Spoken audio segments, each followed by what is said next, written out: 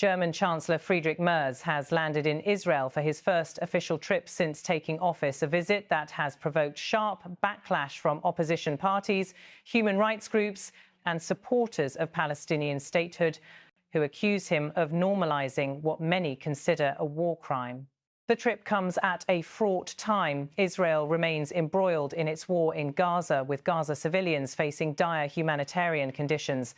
At the same time, leader of Israel, Benjamin Netanyahu, carries an international arrest warrant issued by the International Criminal Court over allegations of war crimes, a fact that has stoked additional controversy over the German Chancellor's willingness to meet him.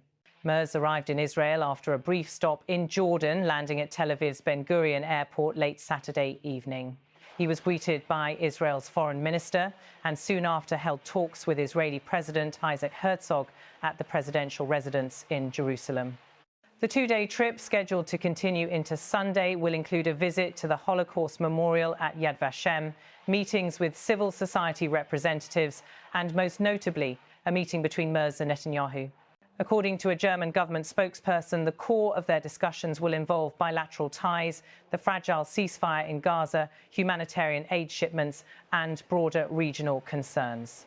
Germany also hopes to reaffirm its special relationship with Israel, long anchored in post-Holocaust solidarity and shared security interests. But Merz's trip signals more than diplomacy. It is also seen as an attempt to recalibrate German-Israeli relations, which have been strained since the onset of Israel's war in Gaza. That recalibration is underscored by Germany's recent military decisions. Berlin had imposed an arms embargo on Israel in August 2025, in light of the Gaza offensive, only to lift the restrictions following the United States-backed ceasefire. The Chancellor's schedule reflects this tightrope. On one hand, he is reinforcing defence and technological cooperation. On the other, he is under domestic and international pressure to speak out against what critics call ongoing war crimes. Not everyone welcomes this visit. In Germany, the left-wing opposition, particularly the Left Party, slammed the trip. As party co-chair Jan van Aken put it bluntly, a meeting with an alleged war criminal is not a normal state visit. Van Aken went further, calling the planned state visit a declaration of war on international law, given the ICC warrant hanging over Netanyahu. Opposition lawmakers warned that the resumption of German arms deliveries to Israel, at least since the ceasefire, would amount to a political scandal. Similarly, civil society and human rights organisations voiced concern. Amnesty International staged demonstrations in Berlin ahead of Merz's departure. Protesters gathered at Paris Platz, placing a tank replica in front of the Brandenburg Gate and carried banners reading, "Weapons are not welcoming gifts for war criminals and no weapons for war crimes in Gaza." Katja Müller-Vollbusch, an expert for Amnesty on the Middle East and North Africa, criticised Merz's decision to visit Israel despite the Israeli government's genocidal policies in Gaza and its violations of international law. Even some within Germany's political establishment have expressed discomfort. Critics warn that the trip risks legitimising Netanyahu and his government, reinforcing ties just when many international actors are pushing hard for accountability over Gaza. For Merz and the German government, the visit serves several purposes, some pragmatic, some symbolic. First, Germany still sees Israel as a vital partner in security, defence and technological cooperation. The recent handover of the Israeli-made Arrow 3 missile defence system to Israel came as part of a broader defence agreement between the two countries and is viewed by Berlin as an important component of Europe's broader defence architecture, especially given ongoing conflicts and rising threats. For Berlin, the timing is not accidental. The timing is no coincidence, a senior analyst observed, arguing the visit is meant to help return German-Israeli relations to their pre-Gaza war status. Second, Germany wants to play a role, however limited, in shaping a political outcome in Gaza and the West Bank. Merz has repeated support for a two-state solution, warning Israel against attempts to annex the West Bank. Speaking after a meeting with Jordan's king, Merz declared, "We must keep the path to Palestinian statehood open. Therefore, there must be no annexation steps in the West Bank." He reinforced that peace must be rooted in a regional order where Israelis, Palestinians and Arab neighbours can live in lasting peace, freedom and security. He also called for a second phase of ceasefire consolidation in Gaza, while urging rapid and winter-ready humanitarian aid delivery to civilians.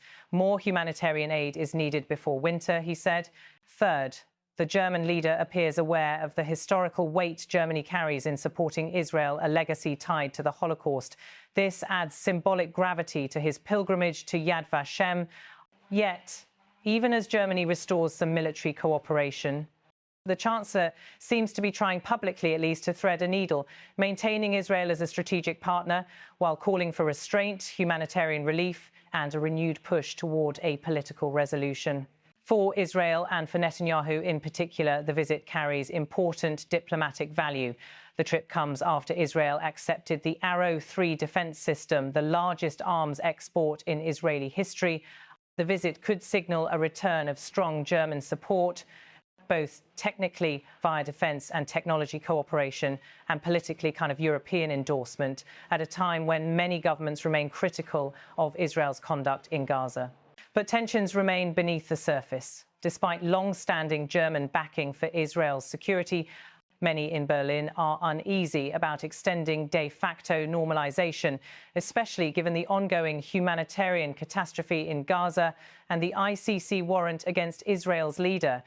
In Germany, the visit has reopened intense debate about the country's role on the global stage, especially when it comes to war, human rights and alliances. The decision to resume arms exports, even conditionally, has drawn sharp criticism from left-wing parties and civil society. Human rights activists point out that supporting Israel's security apparatus now could end up making Germany complicit in alleged war crimes, a claim that Merkel-era policies once avoided by combining support for Israel with calls for restraint and humanitarian respect. Internationally, the visit is being scrutinised as a litmus test for whether important European powers will continue to throw their weight behind Israel, even as Gaza suffers. Critics argue that the trip risks normalising what many view as grave violations of international law. Some call it a signal that geopolitical and security interests are still being prioritised over civilian lives and a just peace. Even before Merz departed Berlin, protesters gathered at Pariser Platz, right in front of the symbolic Brandenburg Gate. A mock tank was placed. Slogans like "Weapons are not welcoming gifts for war criminals" and "No weapons for war crimes in Gaza" reflected deep anger and concern over Germany's renewed military cooperation with Israel. Katja Müller-Fahlbusch of Amnesty International criticised the decision, despite the Israeli government's genocidal policies in Gaza and its violations of international law. Their point is simple: a high-profile visit, arms sales and diplomatic normalisation, all without accountability risk, sending a message that wartime actions, even involving mass civilian casualties, can be condoned so long as strategic alliances hold. Opposition politicians in Germany echo this alarm. For them, the visit violates Germany's moral responsibility and legal duty to uphold international human rights. The fact that it involves a leader facing an ICC warrant makes the visit, in their eyes, more than just a diplomatic engagement. It's a step toward legitimising war crimes. Chancellor Merz does not seem oblivious to the sensitivities of this mission. On arrival, he spoke publicly of the need for humanitarian aid, the urgency of stabilising ceasefire and the importance of protecting a path to Palestinian statehood. By stopping first in Jordan, where he met King Abdullah II, Merz signalled that Germany's engagement in the region extends beyond just Israel. In Aqaba, he warned against any attempt to annex the West Bank. "We must keep the path to Palestinian statehood open. Therefore, there must be no annexation steps in the West Bank." He added that Germany envisions a new order throughout the Middle East in which Israelis, Palestinians and Arab neighbours can live in lasting peace, freedom and security. At the same time, he defended renewed defence cooperation, underlining Germany's strategic interest in Israel's high-tech military systems, an interest by now deeply embedded in Europe's collective security architecture. For Berlin, the visit is clearly not just symbolic. It is a tactical effort to retain influence, reopen diplomatic and defence channels, and perhaps shape the shape of the post-war Middle East.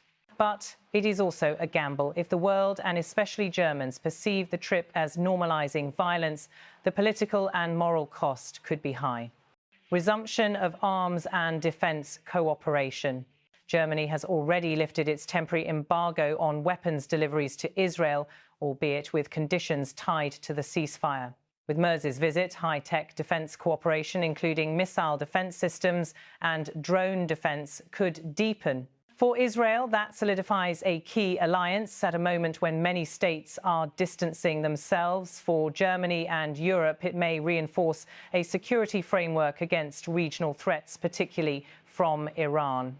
Political signal normalisation or conditional support. Whether the visit is seen internationally and domestically as a reinforcement of Israel's security or as reckless normalisation of violence depends heavily on what follows. If Germany remains silent on allegations of war crimes or lapses on Palestinian rights, the criticism will grow. But if Berlin uses its leverage, perhaps pushing for humanitarian corridors, protection of civilians, or accountability, it could assert influence in shaping post-war Gaza and West Bank outcomes. Impact on Palestinian statehood and peace process. By publicly opposing annexation and reaffirming support for a two-state solution, Merz hints at Germany's desire to remain relevant to Middle East diplomacy. If Germany pushes for renewed negotiations with European backing, the dynamics in Gaza and the West Bank could shift. But this will depend heavily on Israel's willingness to negotiate and on regional players, Jordan, Egypt, Arab states, embracing a diplomatic framework. Domestic backlash and moral credibility for Germany. The protests by Amnesty and the vociferous opposition from left-wing parties show that many Germans feel uneasy. Supporting Israel militarily and diplomatically while civilians are dying threatens Germany's image as a human rights defender. If the trip is perceived as a betrayal of principles, Merkel-era sensibilities could give way to serious political cost for the current government. The trip by Germany's Chancellor to Israel at this moment is undeniably bold and divisive. On one hand, it seeks to revamp a key alliance, protect shared defence interests, and reassert Germany's role in Middle Eastern diplomacy. On the other, it risks legitimising alleged war crimes and undermining moral authority, both at home and abroad. Critics warn that by embracing a leader under an ICC arrest warrant, by resuming arms cooperation, and by framing the visit as a normal diplomatic exchange, Germany is sending a dangerous message that strategic interests may outweigh human suffering and legal accountability. Supporters argue that without engagement, Germany forfeits influence and that distancing itself entirely from Israel could spell the end of long-standing ties and leave a vacuum others might fill. Whether this visit becomes a turning point toward renewed peace efforts, humanitarian commitments, and political accountability, or a deepening of silence and complicity, will depend less on speeches and more on what Berlin does next. At a moment when Gaza remains in crisis and millions mourn, the world will be watching. Will Germany push for justice or cement alliances?